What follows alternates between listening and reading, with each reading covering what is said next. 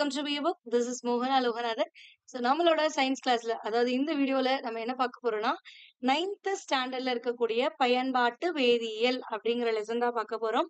சயின்ஸ்ல ரொம்பவே important lesson அப்படின்னு பாத்தீங்கன்னா இந்த லெசனை சொல்லலாம். ஓகேங்களா?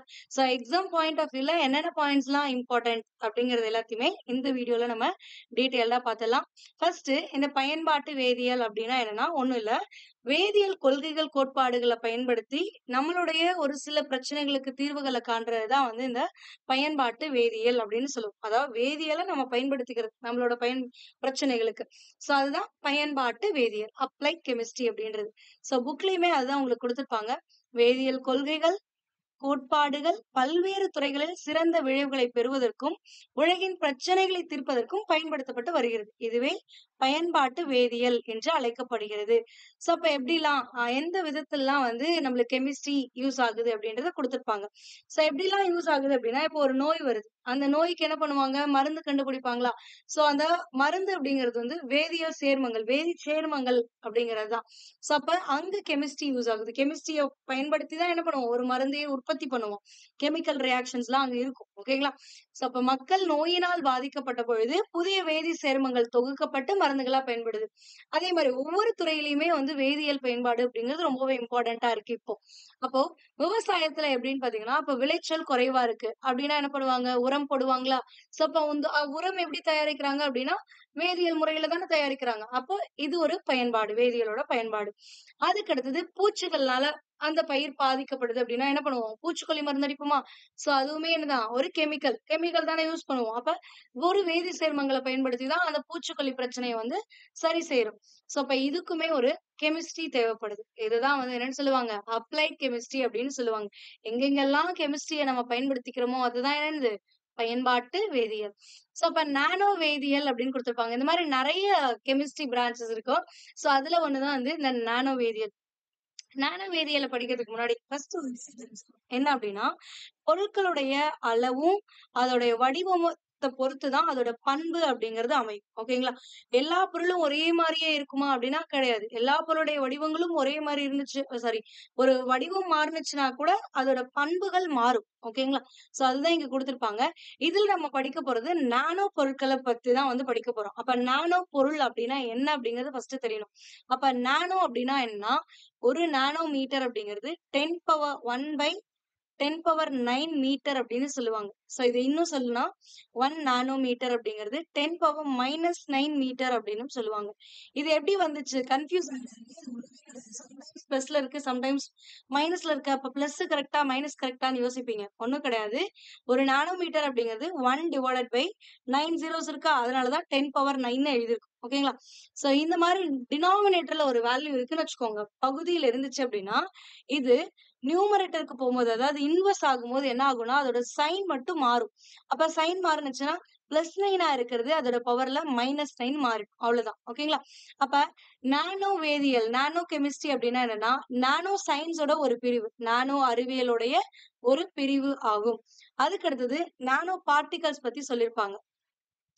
நானோ துகள்கள் அப்படின்னா என்ன, நானோ துகள்களுடைய அளவுகள், பண்புகள், நானோ துகள்கள்னா நம்ம எப்படி ஈஸியா புரிஞ்சுக்கிறது, அது எல்லாமே இங்க கொடுத்திருப்பாங்க.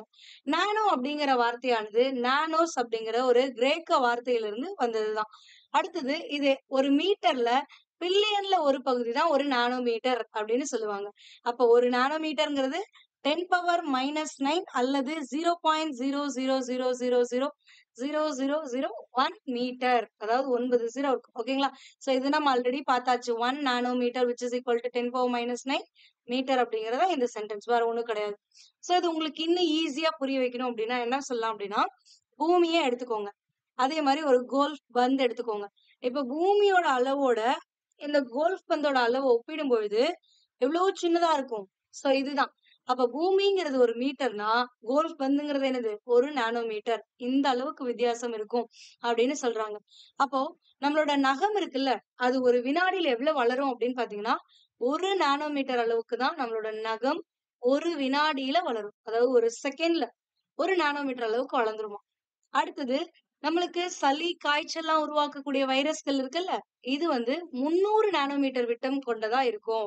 அடுத்து செல் ஜவ்வு அப்படிங்கிறது 9 நானோமீட்டர் இருக்கும். டிஎன்ஏல இருக்கக்கூடிய அந்த இரட்டை சுருள் இருக்கும் பாருங்க. இப்படி இருக்குமா? ஆக்சுவலா எனக்கு எக்ஸாக்ட்டா போட வரல. ஒரு மாரி இப்படி இல்ல. அது ஒரு மாரி இருக்கும். ஓகேங்களா? சோ அந்த இதோட விட்டம் அப்படிங்கிறது என்னன்னா, 2 நானோமீட்டர் விட்டத்துல இருக்கும் அப்படின்னு சொல்றாங்க. ஒரு ஹைட்ரஜன் அணுவுடைய விட்டம் அப்படிங்கிறது 0.2 நானோமீட்டர் தான் இருக்கும். அதாவது 1 நானோமீட்டர்னாவே எவ்வளோ குட்டி. இதுல 0.2வாம். அப்ப எவ்வளோ சின்னது ஒரு ஹைட்ரஜன் அணு அப்படிங்கிறத தெரிஞ்சுக்கோங்க. அப்போ நானோ பொருட்களுடைய பண்புகள். குட்டியா இருந்தாலும் அது ஒரு பொருள்ங்க. ஓகேவா? சோ அந்த பொருளுடைய பண்புகள். அணு கிடையாது. அது ஒரு பொருள். ஓகேங்களா? அப்போ அந்த நானோ பொருட்களுடைய பண்புகள் அப்படின்னா, அணுக்கள் மற்றும் பெரிய பொருட்களுடைய அமைப்பு பண்புகளுக்கு இடைப்பட்ட பண்புகள தான் வந்து இந்த நானோ பொருட்கள் பெற்றிருக்கும். அதாவது ஒரு அணுக்கும், ஒரு பெரிய பொருளுக்கும் இடைப்பட்ட பண்புகள தான் வந்து ஒரு நானோ பொருள் வந்து பெற்றிருக்கும். நானோ பொருள்ங்கிறது அணு கிடையாது. ஓகேங்களா? அணுக்களால் உருவான ஒரு பொருளா இருக்கும். அதனால பார்க்கக்கூடிய அளவுக்கு இருக்காது. குட்டியா இருக்கும். ரொம்ப குட்டியா இருக்கும். ஓகேங்களா?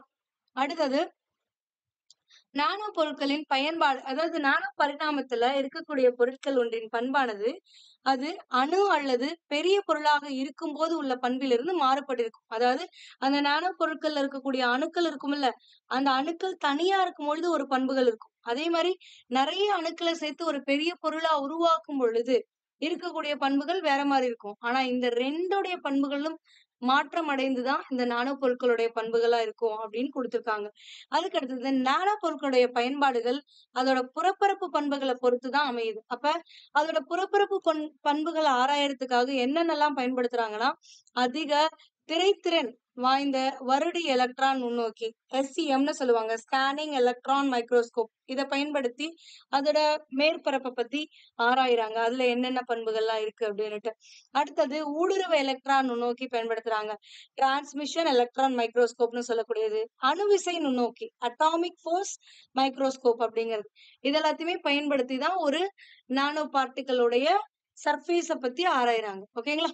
அதுக்கடுத்து பார்த்தீங்க அப்படின்னா, ஒரு ஒரு பொருள்ல இருக்கக்கூடிய நானோ அளவானது, ஒரு பொருளின் நானோ அளவானது பிற பொருட்கள்ல இல்லாத அதிக புறப்பரப்பளவு, அதிக புறப்பரப்பளவு ஆற்றல், நெருக்கமான இடப்பொதிவு, குறைவான திண்ம நிலை குறைபாடுகள், இந்த மாரியான பண்புகள்லாம் பெற்றிருக்கிறதுனால தான் இந்த நானோ பொருட்கள் சிறப்பு வாய்ந்த ஒன்றா கருதப்படுது. ஓகேங்களா? அப்போ இவ்ளோ நேரம் நீங்க பார்த்ததுல எது இம்பார்ட்டன்ட்னா இந்த ஒரு பாயிண்ட் தான். அடுத்து என்ன அப்படின்னு பார்த்தீங்கன்னா, இந்த நானோ வேதியியல் பயன்பாடுகள் அப்படிங்கிறது தான் முக்கியமானது. சோ அப்ப நானோ கெமிஸ்ட்ரி அதோட அப்ளிகேஷன்ஸ் என்ன அப்படின்னு பார்த்தீங்கன்னா, கரையை எதிர்க்கக்கூடிய மற்றும் சுருக்கம் அடையாத ஆடைகள். நம்மலாம் ஆட்ல பார்த்திருக்கலாம். எதையாவது ஒரு பொருள எடுத்து ஊத்துவாங்க. ஒரு ஒரு பர்ட்டிகுலர் ட்ரெஸ் மேல. சோ ஆனா அது வந்து ஒட்டவே ஒட்டாது. கரையே படாது. சோ அதுக்கு அதுக்கு பின்னாடி இருக்கக்கூடிய டெக்னாலஜி என்னன்னு பார்த்தீங்கன்னா, இந்த நானோ தொழில்நுட்பம். நானோ தொழில்நுட்பத்த பயன்படுத்தி, நானோ வேதியியலுடைய கொள்கைகளையும் பயன்படுத்தி உருவாக்கப்பட்ட ஆடைகளா இருக்கும். இதுதான். அதுக்கு அடுத்தது ஒப்பனை பொருட்கள். மேக்கப் ஐட்டம்ஸ்ல சூரிய கதிர்வீச்சு தாக்காமல் இருப்பதற்காக பூசக்கூடிய களிம்புகள். Which means sunscreen. வேற ஒண்ணுமே கிடையாது. சன்ஸ்கிரீன்லயுமே வந்து இந்த நானோ பொருட்கள் வந்து பயன்படுத்தப்படுது. மின்னணுவியல் பொருட்கள், வண்ணப்பூச்சுக்கள், அரக்கு போன்ற வணிக பொருட்கள்ல நானோ தொழில்நுட்பத்தை பயன்படுத்தி உற்பத்தி செய்றாங்க அப்படின்னு குடுத்திருக்காங்க. இதுல ஒரு சில பயன்பாடுகள் இங்க கீழ டீட்டெயில்டாவே குடுத்திருப்பாங்க. என்ன அப்படின்னு பார்த்தீங்கன்னா, உலோக நானோ துகள்கள் செயல்திறன் மிக்க வினையூக்கிகளா செயல்படுது. அதாவது ஒரு வினைய ஃபாஸ்ட்டா செய்ய வைக்கிறதுக்காக பயன்படுத்தக்கூடியத வினையூக்கின்னு சொல்லுவோம். சோ அந்த மாரி உலோக நானோ துகள்கள் வந்து செயல்திறன் மிக்க வினையூக்கிகளா பயன்படுது. நானோ மேற்பூச்சு, நானோ கலப்பு பருப்பொருள் ஆகியவை விளையாட்டு பொருட்கள், மிதிவண்டி, ஊர்திகள் போன்றவற்றை உருவாக்க பயன்படுத்தப்படுது. அதுக்கடுத்து அறுவை சிகிச்சைகளுக்கு பயன்படுத்தக்கூடிய ஆ செயல் செயற்கை தோள்கள் உருவாக்க நானோ டெக்னாலஜி அப்படிங்கிறது யூ இ அ யூஸ் ஆகுது. ஓகேங்களா? அதாவது செயற்கை தோள்கள உருவாக்குறதுக்காக என்ன பயன்படுது? நானோ டெக்னாலஜி பயன்படுது. மின் கடத்துதிறன் கொண்ட நானோ துகள்கள். அதாவது எலக்ட்ரிசிட்டிய கண்டக்ட் பண்ணக்கூடிய தன்மை இருக்கக்கூடிய நானோ துகள்கள வந்து மின்னணுவியல் துறையில பயன்படுத்துறாங்க. மின்னணு துறையில நுண் சிப்புகள்ல வந்து பயன்படுத்துறாங்க. இந்த நுண் சிப்புகள் அப்படிங்கிறது மைக்ரோ சிப்ஸ்லலாம் வந்து இந்த நானோ பார்ட்டிகல்ஸ் வந்து யூஸ் பண்ணுவாங்க. ஒரு சில நானோ பார்ட்டிகல்ஸ்க்கு வந்து என்ன இருக்கும்னா, மின் கடத்து திறன் இருக்கும். அந்த மின் கடத்து திறன் கொண்ட நானோ பார்ட்டிகல்ஸ் வந்து நுண் சிப்புகள், மைக்ரோ சிப்ஸ்லலாம் வந்து பயன்படுத்துவாங்க. அதுக்கடுத்து ஒப்பனை பொருட்கள், வாசனை திரவியங்கள், பெர்ஃப்யூம்ஸ்ல, அடுத்தது சன்ஸ்கிரீனா பயன்படுத்துறாங்க. இதெல்லாமே ஆல்ரெடி பார்த்தாச்சு. அது மட்டும் இல்லாம, பாக்டீரியாக்களுடைய வளர்ச்சியை கட்டுப்படுத்துவதற்காகவும் இவை ஆடைகளோட சேர்க்கப்படுது.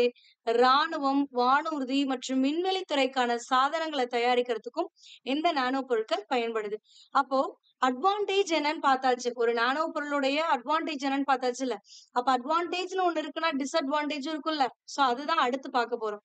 இந்த நானோ துகள்கள் என்ன பண்ணும் அப்டின்னா, ஆக்ஸிஜனோடு எளிதில் வந்து தொடர்பு கொள்ளும். சோ அதனால என்ன ஆகும் அப்டின்னா, உறுதியற்ற தன்மையை அடையும். உறுதியற்ற தன்மைனா அன்ஸ்டேபிளா மாறிடும். ஸ்டேபிளா இருக்காது. சோ அப்ப இவை ஆக்ஸிஜனுடன் வெப்ப உமிழ் எரிதல் வினைபுரிந்து வெடித்து சிதற வாய்ப்பு இருக்கு அப்படின்னு சொல்றாங்க. இது ஆக்ஸிஜனோட ரியாக்ட் ஆகும்போது என்ன ஆகும் அப்படின்னு பாத்தீங்கன்னா, வெப்ப உமிழ் எரிதல் வினை அப்படின்னு சொல்லுவோம். சோ அப்போ வெடித்து அந்த பொருட்கள் வந்து என்ன ஆயிடும்? வெடித்து சிதறும். அதனால இது ஒரு டிஸ்அட்வான்டேஜா இருக்கு. அதே மாரி நம்ம ஆல்ரெடி பார்த்தோம். இது வினைபுரியும் அப்படின்னு சொல்லி. ஆனா இந்த நானோ துகள்கள் என்ன பண்ணும்? அதிக அளவு வினைபுரியும். அதனால எளிதில மாசுக்களோடயும் வினைபுரிஞ்சிரும். சில நானோ துகள்கள் ஆபத்தானதாவும், நச்சுத்தன்மை இருக்கிறதாவுமே இருக்கு. இந்த நானோ துகள்கள தொகுத்தல், வடிவமைத்தல், பயன்படுத்துதல், இத பயன்படுத்துறது அவ்ளோ ஈஸிலாம் கிடையாது. ரொம்பவே கஷ்டமான ஒரு விஷயம். ஓகேங்களா? அதே மாரி இந்த நானோ துகள்கள மறுசுழற்சி செய்யறதோ, அல்லது முழுவதுமா அழிக்கிறது அப்படிங்கிறது கடினமான ஒரு விஷயமா இருக்கு அப்படின்னு குடுத்திருக்காங்க. அதுக்கடுத்து பார்க்கக்கூடியது என்னன்னா, மருந்தாக்க வேதியியல். அப்ப மருந்தாக்க வேதியியல் அப்படின்னா என்ன? மருந்தாக்க வேதியியல் என்பது மருந்து பொருட்களின் வேதியியல். நம்ம நெறைய ட்ரக்ஸ் எடுத்துக்கிறோம்ல நம்மளோட நோய்கள குணப்படுத்துறதுக்காக. சோ இங்க மருத்துவத் துறையில எப்படி வேதியியல் பயன்படுது அப்படிங்கிறது தான் இந்த மருந்தாக்க வேதியியல் அப்படிங்கிறது. அப்ப மருந்தாக்க வேதியியல்னா மருந்துகளின் தயாரிப்பு. எப்படி மருந்துகள உற்பத்தி செய்றாங்க, தயாரிக்கிறாங்க. அண்ட் அதுல இருக்கக்கூடிய வேதி இயைபு என்ன? அதோட தன்மை என்ன? அதோட செயல்பாடு என்ன? கட்டமைப்பு என்ன? உயிரிகளின் மீது அவற்றுடைய தாக்கம். ஒரு மருந்த நம்ம எடுத்துக்கிறோம்னா, அது நம்மளுக்கு எந்த விதமான தாக்கங்கள உருவாக்கும்? அதுக்கு அடுத்தது அதோடைய சேமிப்பு நிலை, சிகிச்சை பயன்பாடு, இத பத்தி எல்லாமே வந்து சொல்லக்கூடியது தான் வந்து என்னன்னா, மருந்தாக்க வேதியியல் அப்படின்னு சொல்றாங்க. அப்ப மருந்துன்னு சொல்லிக்கிட்டு இருக்கீங்களே, அப்ப அந்த மருந்துனா என்ன அப்டின்னா, நோய்கள குணப்படுத்த பயன்படுத்தக்கூடிய வேதிப்பொருட்கள் தான் வந்து என்னது? மருந்துகள், ட்ரக்ஸ் அப்டின்னு சொல்லுவோம். இந்த ட்ரக் அப்டிங்கிறதுக்கான பொருள் என்னன்னா, காய்ந்த மூலிகை அப்டின்னு அர்த்தம். இது வந்து ட்ரக்யூ அப்டிங்கிற ஒரு பிரெஞ்சு வார்த்தையிலிருந்து எடுக்கப்பட்டது தான் வந்து இந்த ட்ரக் அப்டிங்கிறது. ஆனா, ஹூ வந்து ஒரு எக்ஸ்ப்ளனேஷன் குடுத்திருக்காங்க. உலக சுகாதார அமைப்பான உலக சுகாதார அமைப்பு வேர்ல்ட் ஹெல்த் ஆர்கனைசேஷன் சொல்றோம்ல, இது மருந்துனா என்ன அப்படின்னு சொல்லியிருக்காங்க. உட்கொள்வோருடைய நலனுக்காக அவரது உடலியல் அமைப்பை பற்றி அறிவதற்காகவோ அல்லது நோயியல் நிலை குறித்து ஆராய்வதற்காகவோ பயன்படுத்தக்கூடிய பொருட்கள் அல்லது தயாரிப்பு தான் வந்து என்னன்னா மருந்து அப்படின்னு சொல்றாங்க. அப்ப மருந்துகளுடைய சிறப்பியல்புகள், மருந்துகள்னா எப்படி இருக்கணும் அப்படிங்கிறதுக்கு ஒரு சில கேரக்டரிஸ்டிக்ஸ் இருக்கு. அப்ப அது என்ன அப்படின்னு நம்ம வேதிப்பொருட்கள் ஆல்ரெடி சொன்னோம். மருந்துகள் அப்படின்னா என்னது? நம்ம நோய்களை குணப்படுத்தக்கூடிய வேதிப்பொருட்கள்னு சொன்னோமா? அப்ப எல்லா வேதிப்பொருட்களையும் மருந்துகளா பயன்படுத்தலாமா அப்படின்னா கிடையாது. எல்லாத்தையும் பயன்படுத்த முடியாது. சோ அது ஒரு சில பண்புகளை பெற்றிருக்கணும். அப்பதான் வந்து அத மருந்தா பயன்படுத்த முடியும். அந்த வேதிப்பொருட்கள் நம்ம பயன்படுத்தக்கூடிய வேதிப்பொருட்கள் நச்சுத்தன்மை உள்ளதா இருக்கக்கூடாது. ஓகேங்களா? அதாவது அது வந்து ஒரு பாய்சனஸ் திங்கா இருக்கக்கூடாது. எந்த விதமான பக்க விளைவுகளையும் ஏற்படுத்தக்கூடாது. அந்த பொருள் நம்ம எந்த பர்ப்பஸ்க்காக எடுத்துக்கிறோமோ, அத தாண்டி வேற எந்த ஒரு பக்க விளைவுகளையும் ஏற்படுத்தக்கூடாது. உட்கொள்பவருடைய திசுக்கள பாதிச்சிடக்கூடாது. அது மட்டும் இல்லாம, சாதாரண உடலியல் செயல்பாடுகள பாதிக்கக்கூடாது. சாதாரண உடலியல் செயல்பாடுகள்னா, நம்மளுடைய ஒவ்வொரு உறுப்புக்குமே ஒரு செயல்பாடுகள் இருக்கா? சோ அந்த ப அ ஃபங்ஷன வந்து இது எதுவுமே அஃபெக்ட் பண்ணிடக்கூடாது அப்படின்னு சொல்றாங்க. அது மட்டும் இல்லாம, இதோட செயல்பாட்டுல அது தீவிரமா இருக்கணும். நம்ம எந்த பர்ப்பஸ்க்காக ஒரு மருந்து எடுத்துக்கிறோமோ, அந்த பர்ப்பஸ அந்த ட்ரக் வந்து என்ன பண்ணும்? ஃபுல்ஃபில் பண்ணணும் அப்படின்னு சொல்றாங்க. சோ இந்த மாரியான கேரக்டரிஸ்டிக்ஸ் இருந்தா தான், அந்த வேதிப்பொருள நம்ம எதுவா பயன்படுத்துவோம்னா, மருந்தா பயன்படுத்துவோம். அப்ப மருந்துகளோட மூலங்கள், மருந்துகள் தயாரிக்க என்னென்ன எங்கெங்க இருந்தெல்லாம் மருந்துகள் தயாரிக்கிறோம் அப்படின்னா, விலங்குகள்லயும், தாவரங்கள்லமிருந்து தான் இந்த மருந்துகளுடைய மூலங்கள எடுக்கிறோம். ஓகேங்களா? சோ இதுக்கு ஒரு முக்கியமான ஒரு அட்டவணை குடுத்திருக்காங்க. இந்த அட்டவணை ரொம்பவே முக்கியம். இதுல இருந்து கொஸ்டின் கேட்பாங்க. மூலம் அல்லது செயல்முறை. அதாவது எந்த ஒரு மூலத்துல அல்லது எந்த செயல்முறையின் மூலமா ஒரு மருந்த உருவாக்குறாங்க அப்படின்னு சொல்லி குடுத்திருக்காங்க. இங்க மருந்துகள் என்னென்ன மருந்துகள்? ஒரு செயல்முறை இல்லன்னா அந்த மருந்து எந்த மூலத்துல இருந்து பெறப்படுது அப்படின்னு சொல்றாங்க. மார்பின், குயினைன் அப்படிங்கிற மருந்துக்கள்லாம் வந்து தாவரங்கள்ல இருந்து பெறப்படக்கூடியது. அப்ப இதோடைய மூலங்கள் அப்படிங்கிறது தாவரங்கள். அதுக்கு அடுத்தது ரசாயன தொகுப்புகள்ல இருந்து ஆஸ்பிரின், பாராசிட்டமல் இந்த மாதிரியான மருந்துகள் உற்பத்தி செய்யப்படுது. இன்சுலின், ஹெபாரின் இதோடைய மூலம் அப்படின்னு பார்த்தீங்கன்னா, இந்த விலங்கு. அடுத்தது கனிம மூலங்கள் வந்து எதுக்கு பயன்படுது? கனிமத்துல இருந்து தான் வந்து இந்த திரவ பாரஃபின் அப்படிங்கிறது எடுப்பாங்க. இது வந்து கனிமத்துல இருந்து எடுக்கக்கூடியது. அப்ப இதோட மூலம் அப்படிங்கிறது கனிமம். அடுத்தது பெனிசிலின். பெனிசிலின் அப்படிங்கிற மருந்து எதுல இருந்து எடுப்பாங்க அப்படின்னா, நுண்ணுயிர்ல இருந்து எடுப்பாங்க.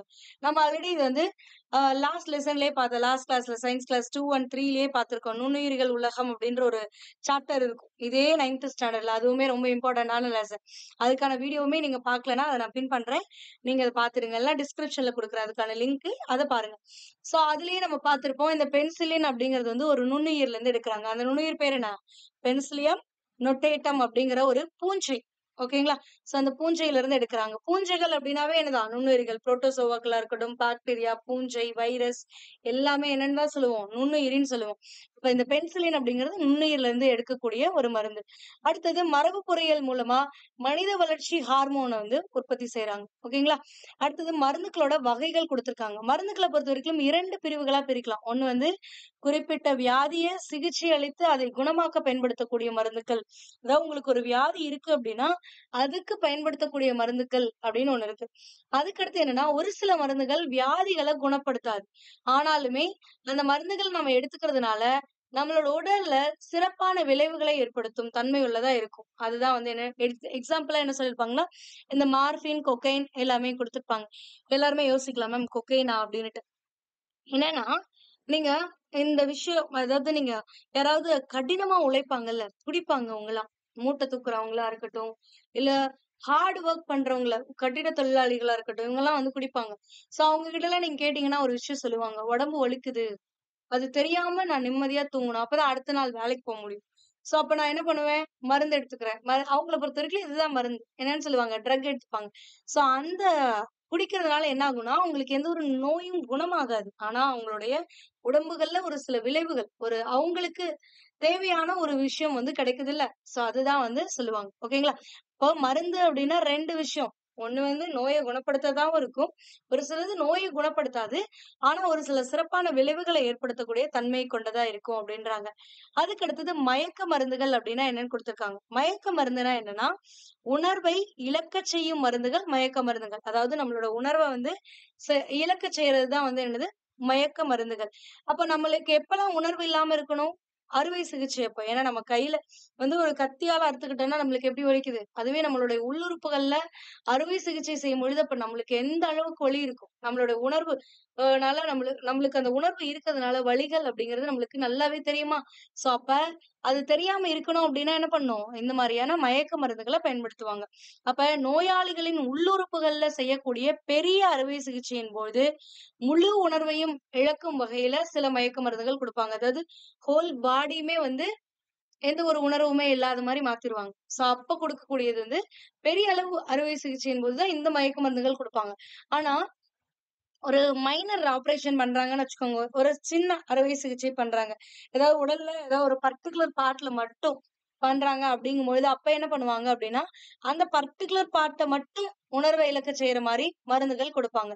சோ இந்த மாரியான மயக்க மருந்துகள் 2 வகைப்படும். ஒண்ணு வந்து பொது மயக்கமூட்டிகள். பொது மயக்கமூட்டிகள்னா எல்லா வகையான உணர்வுகளையும் இழக்க செஞ்சுரும். ஓகேங்களா? சோ குறிப்பா வலி உணர்வ மீள்தன்மையுடன் இழக்கச் செய்கின்றது. இது ரொம்பவே இம்பார்ட்டன்ட். அவங்க மென்ஷன் பண்ணியிருக்காங்க பாருங்க. வலி உணர்வை மீள்தன்மையுடன் இழக்க செய்கிறது அப்டின்னா என்னன்னா, அந்த மருந்து உங்களோட உடம்புல இருக்கிற வரைக்கும் தான் வலி தெரியாது. ஆனா அந்த மருந்து வெளில போயிடுச்சு அப்டின்னா, மறுபடியும் உங்களுக்கு அந்த வலி உணர்வு அப்டிங்கிறது வந்துரும். ஓகேங்களா? அதுதான் மீள்தன்மை அப்டிங்கிறது. சோ அப்ப உதாரணமா நோயாளிகளுக்கு உள்ளுறுப்பு சிகிச்சை செய்யும் அறுவை சிகிச்சை செய்யும் பொழுது பயன்படுத்தக்கூடியது அந்த பொது மயக்கமூட்டிகள் அப்படிங்கிறது. இதுவே குறிப்பிட்ட மயக்கமூட்டிகள் அப்படிங்கிறது குறிப்பிட்ட இடத்தை உணர்விளக்க செய்யக்கூடிய காரணிகள் ஆகாது. இது என்னன்னா, இப்ப பல்லுலாம் புடுங்க போறீங்க அப்படின்னா, பல் வலிக்கும். அதுக்காக உங்க ஹோல் பாடியும் உணர்வு இழக்க செஞ்சு அதுக்கப்புறம் தான் பல்ல புடுங்கணுங்கிற அவசியம் கிடையாது. என்ன பண்ணுவாங்க? தாடையில வந்து உங்களுக்கு ஒரு ஊசி போடுவாங்களா? சோ அதனால அந்த தாடை மரத்து போயிடுமா? அப்ப இந்த குறிப்பிட்ட பகுதி மரத்துருச்சு. சோ இப்போ இங்க என்ன பண்ணாலும் உங்களுக்கு வலி தெரியாது. ஓகேங்களா? ஆனா அதுவே போடாம சாதாரணமா பல்லு வலியவே நம்மளால தாங்க முடியல. அதுவே போடாம நம்மளுக்கு பல்ல புடுங்குனா எப்படி இருக்கும்? யோசிச்சு பாருங்க. சோ அப்ப அந்த பர்ட்டிகுலர் பார்ட்ட மட்டும் உணர்விளக்க செஞ்சாங்க அப்படின்னா, அது குறிப்பிட்ட மயக்கமூட்டிகள் பயன்படுத்தி தான் வந்து இது பண்ணுவாங்க. ஓகேங்களா? சோ அப்ப இந்த மயக்கமூட்டக்கூடிய வேதிப்பொருட்கள் என்ன அப்படின்னு பார்த்தீங்கன்னா, 3 முக்கியமான வேதிப்பொருட்கள் வந்து மயக்க மருந்தா பயன்படுத்துறாங்க. ஒண்ணு வந்து நைட்ரஸ் ஆக்சைடு அப்படிங்கிறது N2O அப்படிங்கிறது. இது வந்து நிறமற்ற, மணமற்ற ஒரு கனிம வாயு. இது மயக்க மருந்துகளுள் மிகவும் பாதுகாப்பானது. இது கேட்கலாம். ஓகேங்களா? மயக்க மருந்துகளுள் மிகவும் பாதுகாப்பான மயக்கமூட்டும் வேதிப்பொருள் எதுன்னு கேட்கலாம். Nitrous oxide. இது வந்து ஈத்தர் போன்ற மற்ற பொது மயக்க மருந்துகளோட சேர்த்து தான் வந்து பயன்படுத்துறாங்க. தனியா பயன்படுத்தல. மற்ற பொது மயக்க மருந்துகளோட சேர்த்து பயன்படுத்துறாங்க. அடுத்தது குளோரோஃபார்ம். இந்த குளோரோஃபார்ம் அப்படிங்கிறது என்னன்னா, இது எளிதில் ஆவியாகும் திரவம். இனிமையான மணம் மற்றும் இனிப்பு சுவை கொண்டது. ஓகேங்களா? ஆக்ஸிஜனோட வினைபுரியும் பொழுது நச்சுத்தன்மை உள்ள கார்போனைல் குளோரைடு உருவாக்குது. ஆனா இந்த வாயு வந்து என்ன ஆகுது? இந்த குளோரோஃபார்ம் அப்படிங்கிறது ஆக்ஸிஜனோட ரியாக்ட் பண்ணும்போது நச்சுத்தன்மை இருக்கக்கூடிய கார்போனைல் குளோரைடா வந்து மாறுது. சோ இதனால இது வந்து ஒரு பாதுகாப்பானது அல்ல. அதனால இப்ப இத வந்து என்ன பண்ண மாட்டேங்கிறாங்க, பயன்படுத்துறது கிடையாது அப்படின்னு குடுத்திருக்காங்க. ஈத்தர் அப்படிங்கிறது டைஎத்தில் ஈத்தர் என்பது எளிதில் ஆவியாகக்கூடிய ஒரு திரவம். இந்த டைஎத்தில் ஈத்தர்னா C2H5O C2H5. ஓகேங்களா? சோ இது 0.002% ப்ரொபைல் ஹாலைடுடன் கலந்து பயன்படுத்துது. இந்த ப்ரொபைல் ஹாலைடு எதுக்காக கலக்குறாங்க அப்படின்னா, ஸ்டெபிலைசரா வந்து கலக்குறாங்க. அதாவது இது வந்து நாம ஆல்ரெடி சொன்னோம்ல, எளிதில் ஆவியாகக்கூடிய ஒரு திரவம் அப்படின்னு சொன்னோமா? சோ அதனால இத என்ன பண்ணுவாங்கன்னா, ஸ்டெபிலைசரோட பயன்படுத்தி அ பயன்படுத்துவாங்க. சோ அப்ப ஸ்டெபிலைசர் பயன்படுத்தக்கூடியது இந்த ப்ரொபைல் ஹாலைட். ஆனா மயக்க மருந்து எதுதான்? டைஎத்தில் ஈத்தர் தான். அடுத்தது என்னன்னு பார்த்தீங்கன்னா, இந்த மயக்கு மருந்துகள்லாம் வந்து திசுக்களால உட்கவரப்பட்டு, பிறகு நரம்பு மண்டலத்தை தாக்கி நோயாளிகளை உணர்விழக்கச் செய்கிறது அப்படின்னு குடுத்திருக்காங்க. அடுத்து வலி நிவாரணிகள் பத்தி குடுத்திருக்காங்க. இந்த வலி நிவாரணிகள் அப்படின்னா, உறுப்புகளை உணர்விழக்கச் செய்யாமல், அதாவது அந்த பர்ட்டிகுலர் பார்ட்ல உங்களுக்கு எந்த உணர்வும் இல்லாமலாம் பண்ணாது. ஆனா, அங்க ஏற்படக்கூடிய வலிய மட்டும் இல்லாம பண்ணும். சோ அந்த மாரி இருக்கக்கூடியதான் வலி நிவாரணிகள் அப்படின்னு சொல்லுவாங்க. உறுப்புகளை உணர்விழக்கச் செய்யாமல், எல்லா வகையான வலிகளில் இருந்தும் நிவாரணம் அளிக்கும் சேர்மங்களே வலி நிவாரணிகள் அல்லது வலி நீக்கிகள், வலி மருந்துகள் அப்படின்னு சொல்லுவாங்க. ஓகேங்களா? சோ இது எக்ஸாம்பிள்லாம் என்னன்னா, தலைவலி, தசைவலி, மூட்டு வலி இந்த மாதிரியான பிரச்சனைகள்லாம் இருக்கும் பொழுது நம்ம என்ன பண்ணுவோம்? பெயின் கில்லர்ஸ் எடுத்துப்போம்ல, அந்த பெயின் கில்லர்ஸ் அப்படிங்கிறது தான் இந்த வலி நிவாரணிகள். சோ பொதுவா எந்த மாதிரியான வலி நிவாரணிகள் பயன்படுத்துறாங்க அப்படின்னா, ஆஸ்பிரின், நோவால்ஜின் இந்த மாதிரியான பொதுவான வலி நிவாரணிகள் பயன்படுத்துறாங்க. ஆஸ்பிரின் அப்படிங்கிறது வந்து வலி நிவாரணியாவும் பயன்படுது, காய்ச்சல் நிவாரணியாவும் பயன்படுத்தப்படுது. சில நார்கோட்டிக் மருந்துகள்னா நினைவிழக்கச் செய்யும் தூக்க மருந்துகள், ஸ்லீப்பிங் பில்ன்னு சொல்றோம்ல, அதுவுமே வந்து வலி மருந்துகளா வந்து பயன்படுத்துறாங்க. சம்டைம்ஸ் நம்ம தூங்கிட்டோம்னா வலி தெரியாதுல்ல. சோ அந்த மாரி சொல்றாங்க. அப்ப ஸ்லீப்பிங் பில்ஸுமே வந்து ஒரு சில டைம் பெயின் அதிகமா இருக்கும்பொழுது குடுப்பாங்க. அதுக்கான காரணம் இதுதான். அது மட்டும் இல்லாம வெளிப்புறமாவும் நம்ம வந்து வலி நிவாரணிகள் பயன்படுத்துறோம். என்னது இந்த அயாடெக்ஸ் இதெல்லாம் போட்டு தேய்க்கிறோம்ல, ஜெல் எல்லாம் போடுறோம்ல. சோ அதெல்லாம் வந்து வெளிப்புறமா பயன்படுத்தக்கூடியது. இது பொதுவா வந்து களிம்பு வடிவத்துல தான் இருக்கும் அப்படின்னு சொல்லியிருக்காங்க. அடுத்தது காய்ச்சல் நிவாரணிகள். காய்ச்சல் வந்துச்சுன்னா என்ன பயன்படுத்துவோம்? காய்ச்சல் அப்படின்னா என்ன? நம்மளோட உடல் வெப்பம் அதிகரிக்கிறது. சாதாரண வெப்பநிலையை விட அதிகமா இருக்கிறது தான் வந்து காய்ச்சல் அப்படின்னு சொல்லுவோம். அப்போ அதிக வெப்பநிலையில இருந்து சாதாரண உடல் வெப்பநிலைக்கு கொண்டு வரதுக்குன்னு ஒரு சில வேதிப்பொருட்கள் பயன்படுத்துறோம். அதுதான் வந்து காய்ச்சல் நிவாரணிகள் அப்படின்னு சொல்றோம். அப்ப நம்ம என்ன பண்ணுவோம் காய்ச்சல் இருந்தா? மாத்திரைகள் போடுவோம். இல்லன்னா கூடு வடிவ மாத்திரைகள், கேப்சூல்ஸ்ன்னு சொல்லுவோம்ல. டியூப் மாத்திரைன்னு சொன்னா உங்களுக்கு இன்னும் நல்லா புரியும். சோ இதெல்லாமே பயன்படுத்துறோம். இதெல்லாம் வாய்வழி மருந்துகளாக எடுத்துக்கொள்ளப்படுது. ஆஸ்பிரின், ஆன்டிபைரின், பினாசிடின், பாராசிட்டமல் இது எல்லாமே அதிக அளவு காய்ச்சல் நிவாரணிகளா நம்ம பயன்படுத்தக்கூடியது. அடுத்து என்ன குடுத்திருக்காங்கன்னா, புரைத்தடுப்பான்கள். புரைத்தடுப்பான்கள்னா என்னன்னா, நோய்களை ஏற்படுத்தும் நுண்ணுயிரிகளால ஏற்படக்கூடிய தொற்றை நீக்குவதற்காக புரைத்தடுப்பான்கள் பயன்படுகிறது. நுண்ணுயிரிகளை அழிப்பதற்காகவோ அல்லது அவற்றை கட்டுப்படுத்துவதற்காக பயன்படுத்தக்கூடிய வேதிப்பொருட்கள் ஆகும். புரைத்தடுப்பான்கள் வெளிக்காயங்களை சுத்தம் செய்வதற்கும், குடல் மற்றும் சிறுநீரக தொற்று நோய்களுக்கு சிகிச்சை அளிக்கவும் பயன்படுத்தப்படுகிறது. இது என்னன்னா, நம்மலாம் பார்த்திருப்போம். நம்மளுக்கு காயம் ஏற்பட்டுச்சுன்னா, அத கிளீன் பண்ண ஒரு சில இதுவெல்லாம் வச்சிருப்பாங்க. சோ அது ஏன் கிளீன் பண்றாங்க? கிளீன் பண்ணும்போது ஒரு சில கெமிக்கல்ஸ் யூஸ் பண்ணி பண்ணுவாங்க. ஏன்னா, நம்மளுக்கு காயம் ஏற்பட்டிருக்கும் பொழுது நுண்ணுயிரிகள்னால அந்த பகுதியில ஏதாவது ஒரு இன்ஃபெக்ஷன் ஆயிடக்கூடாது அப்படிங்கிறதுக்காக பயன்படுத்தக்கூடியது தான் இந்த புரைத்தடுப்பான்கள். இதுல என்னென்ன புரைத்தடுப்பான்கள் யூஸ் பண்றாங்க அப்படிங்கிறது ரொம்பவே இம்பார்ட்டன்ட். இந்த அயோடோஃபார்ம் அப்படிங்கிறது வந்து என்னன்னா ஒரு புரைத்தடுப்பான். இதோட 1% கரைசல் வந்து கிருமி நாசினியா வந்து பயன்படுத்தப்படுது. அதுக்கு அடுத்தது 0.2% ஃபீனால் கரைசல் வந்து புரைத்தடுப்பானாக யூஸ் பண்றோம். ஆனா 1% கரைசல் வந்து என்னவா யூஸ் பண்றோம்னா, கிருமி நாசினியா வந்து பயன்படுத்துறோம். அடுத்தது ஹைட்ரஜன் பெராக்சைடு முக்கியமான வெளிக்காயங்கள சுத்தம் செய்வதற்காக பயன்படுத்தப்படுது. அப்ப வெளிக்காயங்களை சுத்தம் செய்வதற்காக பயன்படுத்தக்கூடியது அப்படின்னு சொல்லி கேட்பாங்க. ஹைட்ரஜன் பெராக்சைடு அப்படிங்கிறது. ஓகேங்களா? அடுத்தது மலேரியா நிவாரணிகள். ஒரு மலேரியா நோய் வந்துச்சுன்னா, அத எப்படி குணப்படுத்தலாம்? அத குணப்படுத்துறதுக்காக நம்ம பயன்படுத்தக்கூடிய பொருட்கள் இருக்கு பாருங்க. அததான் நிவாரணிகள்னு சொல்லக்கூடியது. அப்ப மலேரியா நோய் எதனால உருவாகுது? புரோட்டோசோவானால உருவாகுது. பிளாஸ்மோடியம் அப்படிங்கிற ஒரு புரோட்டோசோவால உருவாகுது அப்படிங்கிறத நம்ம லாஸ்ட் கிளாஸ்லயே பார்த்தோம். இது என்ன பண்ணும்னா, குளிரையும் காய்ச்சலையும் ஏற்படுத்தக்கூடிய ஒரு நோய். இது 103 டிகிரியில இருந்து 106 டிகிரி ஃபாரன்ஹீட் வரைக்கும் நம்மளோட வெப்பநிலையை அதிகரிக்கும். நார்மல் டெம்பரேச்சரோட அதிக அளவு இதாகும். இதனால பக்க விளைவுகள் அதிக பலவீனத்தையும் ஏற்படுத்தும். ஓகேவா? இதோட பக்க விளைவா என்ன ஆகும் அப்படின்னா, நம்மளுக்கு பலவீனம் ஆயிருவோம் நம்ம. கல்லீரலை பாதிக்கும். ரத்த சோகை நோய் அனீமியாவை வந்து கொண்டு வந்துரும். ஓகேங்களா? சில தாவர தண்டு மற்றும் வேர் பகுதிகளின் சாறு மலேரியா நிவாரணியாக பயன்படுத்தப்படுது.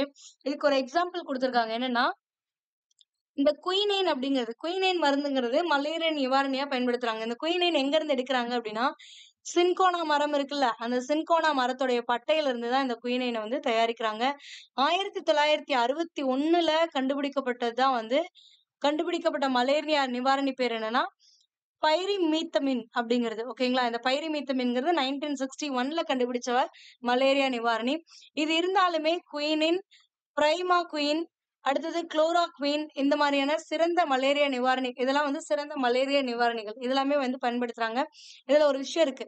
இந்த பிளாஸ்மோடியம் புரோட்டோசோவான்னு பார்த்தோம்ல, இது 4 புரோட்டோசோவாஸ் இருக்கு. ஒண்ணு வந்து பிளாஸ்மோடியம் ஓவல் இங்க குடுத்திருக்காங்க பாருங்க. பிளாஸ்மோடியம் ஓவல், அடுத்தது பிளாஸ்மோடியம் வைவாக்ஸ் குடுத்திருக்காங்களா? இது இல்லாம வேற என்னெல்லாம் இருக்கு?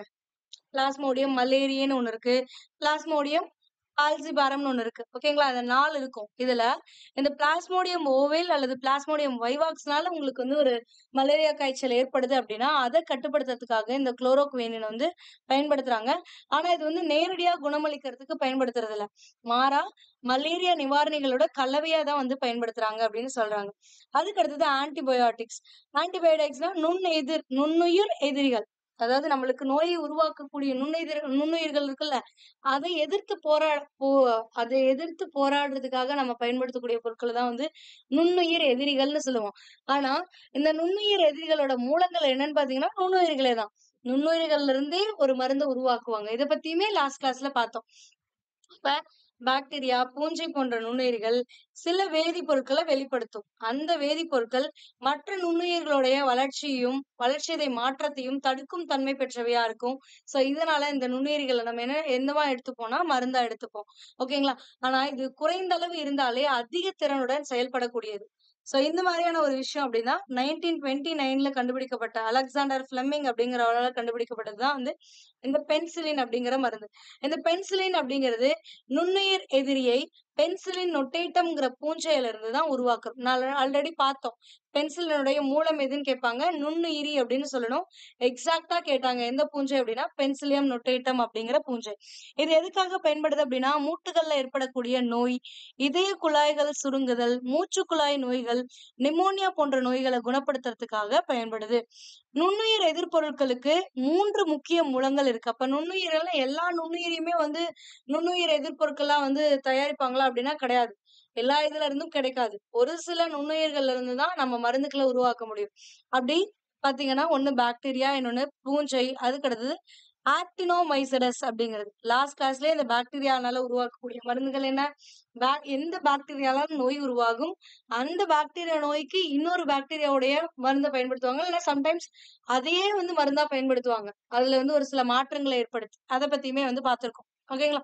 சோ அப்ப இது மட்டும் இல்லாம இயற்கை மூலங்கள்ல இருந்து பெறக்கூடிய மருந்துகளுமே இருக்கு. நுண்ணுயிர் எதிர்ப்பொருட்களுமே இருக்கு. சோ ஒரு சில தாவரங்கள்ல இருந்து பெறக்கூடிய சாறுகள், எண்ணெய்கள், உணவுகள் போன்றவை நுண்ணுயிர் எதிர்ப்பு தன்மை கொண்டதா இருக்கும்.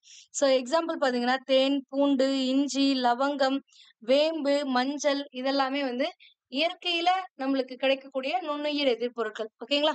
அடுத்தது லாஸ்ட்டா வந்து என்ன குடுத்திருக்காங்க மருத்துவத்துறையில அப்படின்னு பாத்தீங்கன்னா, இந்த அமில நீக்கிகள். அமில நீக்கிகள் அப்படின்னா ஒண்ணும் இல்ல. நம்ம வந்து என்ன பண்ணுவோம்னா, ஆயில் ஐட்டம்ஸ் ஏதாவது சாப்பிட்டுருவோம். எண்ணெயில பொரிச்ச, சமைச்ச உணவுகள் ஏதாவது சாப்பிட்டுருவோம். சாப்பிட்ட உடனே நம்மளுக்கு என்ன ஆகும்? நம்மளோட உணவு குழாய்கள்ல வந்து எரிச்சல் இருக்க மாரி ஒரு மாரி பர்னிங் சென்சேஷன் இருக்க மாரி இருக்குமா? சோ அப்ப என்ன பண்ணுவோம்? அசிடிட்டி அப்படின்னு சொல்றோம்ல, அதுதான் வந்து இங்க குடுத்திருப்பாங்க. சோ இந்த அசிடிட்டி ஆகும்பொழுது நம்ம என்ன பண்ணுவோம்னா, ஒரு சில மருந்துகள் எடுத்துப்போம்ல, அந்த மருந்துகள் தான் வந்து அமில நீக்கிகள் அப்படின்னு சொல்லுவாங்க. அசிடிட்டி எப்படி வருது அப்படின்னா, நம்மளுக்கு நார்மலாவே நம்மளோட ஸ்டொமக்ல வந்து ஆசிட் அப்படிங்கிற ஒரு விஷயம் இருக்கு. ஓகேங்களா? சோ அதோடைய அளவு தாண்டி எக்ஸஸா சுரக்கும் பொழுது உருவாகக்கூடிய இதான் வந்து இந்த அசிடிட்டி அப்படின்னு சொல்றோம். சோ அப்ப எக்ஸஸா சுரக்கும் பொழுது நம்ம என்ன பண்ணுவோம்? அத நியூட்ரலைஸ் பண்ணணும். நியூட்ரலைஸ் பண்ணல அதோடைய நிலைக்கு வந்து கொண்டு வரணும். இல்ல அப்படின்னா நம்மளுக்கு இந்த பர்னிங் சென்சேஷன் இருக்கும். சோ அதுக்காக பயன்படுத்தக்கூடிய இதான் வந்து இந்த அமில நீக்கிகள்.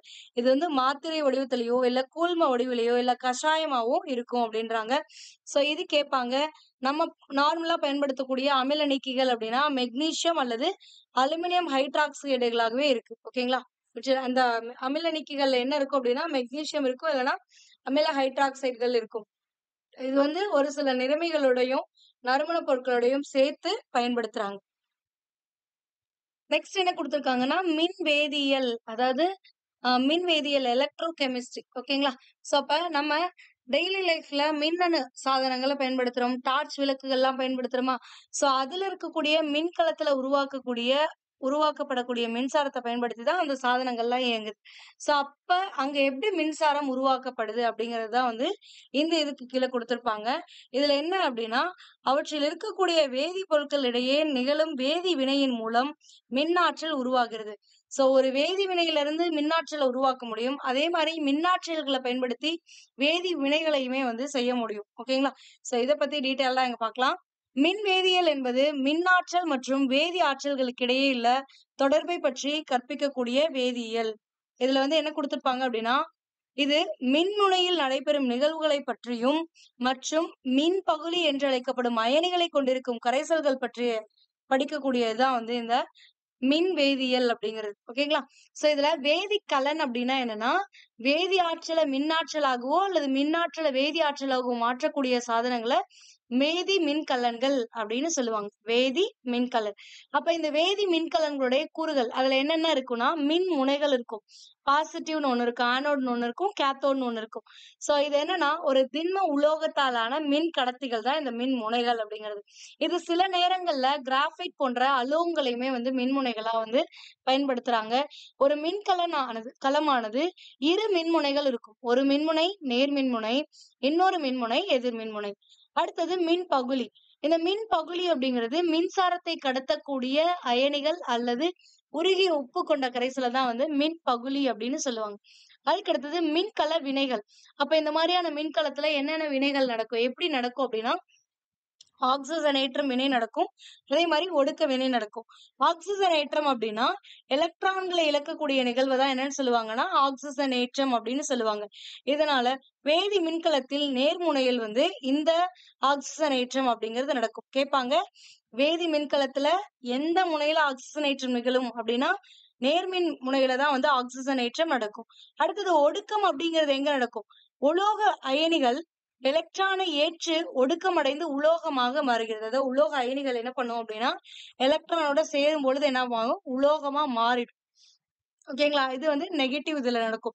சோ இந்த 2 வினைகளும் ஒரே சமயத்தில் நடைபெறுவதால் வேதி ஆற்றல் மின்னாற்றலாகவும், மின்னாற்றல் வேதி ஆற்றலாகவும் மாற்றப்படுவதற்கு வேதி மின்கலமானது ஆக்சிஜனேற்ற ஒடுக்க வினைகள்ல பங்கு பெறுது அப்படின்னு குடுத்திருக்காங்க.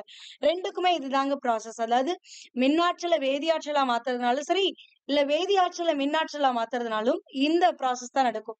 உலோக அயனி என்ன பண்ணும் அப்படின்னா, எலக்ட்ரானை ஈர்த்து உலோகமா மாத்தும். இல்லன்னா ஒரு உலோகத்துல இருக்கக்கூடிய உலோக அயனியும் எலக்ட்ரானும் பிரியும். சோ இந்த ரெண்டு இதனாலதான் வேதியாற்றல் மின்னாற்றலாகவும் மின்னாற்றல் வேதியாற்றலாகவும் மாறும். இதுல உங்களுக்கு ஒரு எக்ஸாம்பிள் கொடுத்திருப்பாங்க. இந்த கேல்வானிக் மின்கலத்தை பத்தி கொடுத்திருப்பாங்க. இந்த கேல்வானிக் மின்கலம் அப்படிங்கிறது என்னன்னா வேதி ஆற்றலை மின்னாற்றலாக மாற்றுகிறது. கேட்பாங்க, வேதி ஆற்றலை மின்னாற்றலாக மாற்றுவது எது அப்படின்னு பாத்தீங்கன்னா இந்த கேல்வானிக் மின்கலம். இதுல வந்து 2 அரை மின்கலங்கள் இருக்கும்.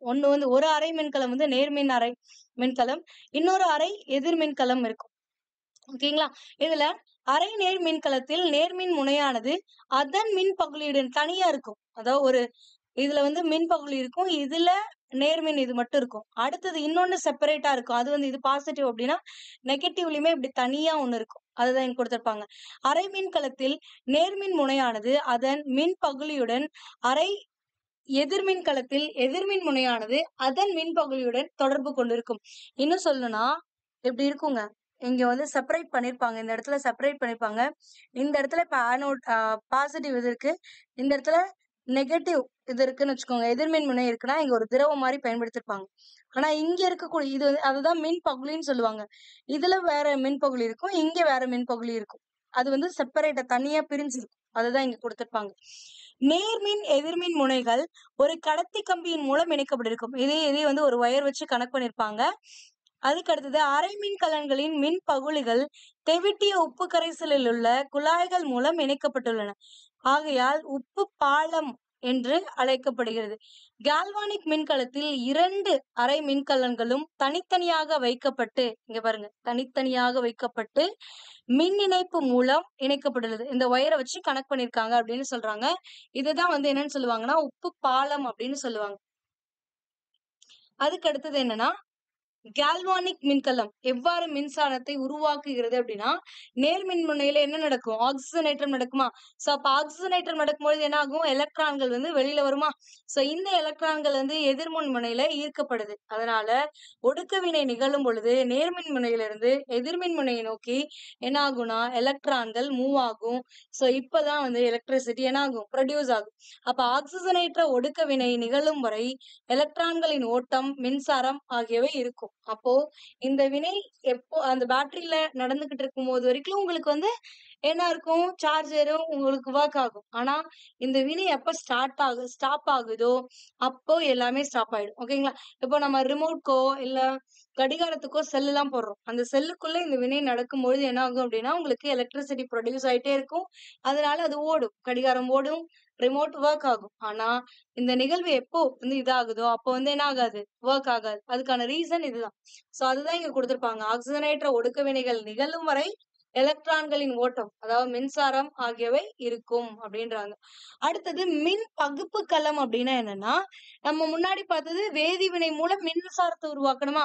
இப்ப என்னன்னா மின்சாரத்தை பயன்படுத்தி வேதிவினை மூலமா இது பண்றது, வேதிவினையை உருவாக்குறது. அப்ப இது ஒரு வகை வேதி மின்கலம் தான். ரெண்டுமே வேதி மின்கலம்னு தான் சொல்லுவாங்க. அதையுமே அப்படிதான் சொல்லுவாங்க, இதையும் சொல்லுவாங்க. ஆனா இதுல ஸ்பெசிபிக்கா மின் பகுப்பு களம்னு சொல்லுவாங்க. ஓகேங்களா? மின் பகுப்பு களமானது மின்னாற்றலை வேதிவினையை நிகழ்த்துகிறது. மின்னாற்றலை கொண்டு வேதிவினையை நிகழ்த்தும். எங்கேயும் நேர்மின் வினை எதிர்மின் வினை ஒரே மின்பகுதியுடன் தொடர்பு கொண்டிருக்கும். அங்க தனித்தனியா வச்சிருந்தோம்ல, ஆனா இங்க என்ன ஆகும் அப்படின்னா இந்த மாதிரி ஒரே இதுல வச்சிருப்பாங்க. ஒரே மின்பகுதி தான் இருக்கும். ரெண்டுமே இது நேர்மின்வாயும் அதுலயேதான் இருக்கும், எதிர்மின்வாயும் அதுலயேதான் இருக்கும். இதுதான் மின் பகுதி தொட்டி அப்படிங்கிறது. சோ இதுல என்ன ஆகும் அப்படின்னா மின்கலன்களில் காணப்படப்பட்டியே மின் பகுப்பு கலன்களும் ஆக்சிஜனேற்ற ஒடுக்க வினையில் ஈடுபடும். ஆக்சிஜனேற்ற ஒடுக்க வினை தான் இங்கேயும் நடக்கும். ஒரு மின் பகுப்பு களத்தில் மின்சாரமானது மின் பகுதிக்குள் அனுப்பப்படும் பொழுது, அதாவது இது வழியா அனுப்பப்படும் போது என்ன ஆகும் அப்படின்னா இங்க இருக்கக்கூடிய அயனிகள், அதோட அயனிகள் பிரிவடையும். இந்த திரவத்துல இருக்கக்கூடிய அயனிகள் பிரிவடைந்து ஆக்சிஜனேற்ற ஒடுக்க வினைக்கு உட்பட்டு தனிமங்களை உருவாக்கும். சோ இந்த நிகழ்வை தான் மின்னார் பகுப்பு அப்படின்னு சொல்லுவாங்க. ஓகேங்களா? அப்ப மின்னார் பகுப்பு அப்படிங்கிறது ஒரு செயல்முறை. நீர்த்த அல்லது உருகிய நிலையில் இருக்கக்கூடிய இந்த மின்பகுளி வழியாக மின்சாரத்தை செலுத்தும் பொழுது மின் பகுளியானது பிரிகை அடைந்து அதன் தனிமங்களாக மாறும் செயல்முறை மின்னார் பகுப்பு அப்படின்னு சொல்லுவாங்க. அப்போ ஒரு வேதியாற்றலை மின்னாற்றலா மாத்துறதும், மின்னாற்றலை பயன்படுத்தி ஒரு பொருளை உருவாக்குறது வேதி வினையை உருவாக்கி அதனால ஒரு பொருளை உருவாக்குறது, இது எல்லாமே பார்த்தோம். இதோட பயன்பாடு அப்படின்னு பாத்தீங்கன்னா இது கரிம சேர்மங்கள் அதாவது இரும்பு அல்லாத உலோகங்கள் போன்றவற்றை உற்பத்தி செய்ய மற்றும் தூய்மைப்படுத்த தேவையான தொழில்நுட்ப செயல்முறைகளை கண்டறிவதற்கு பயன்படுது.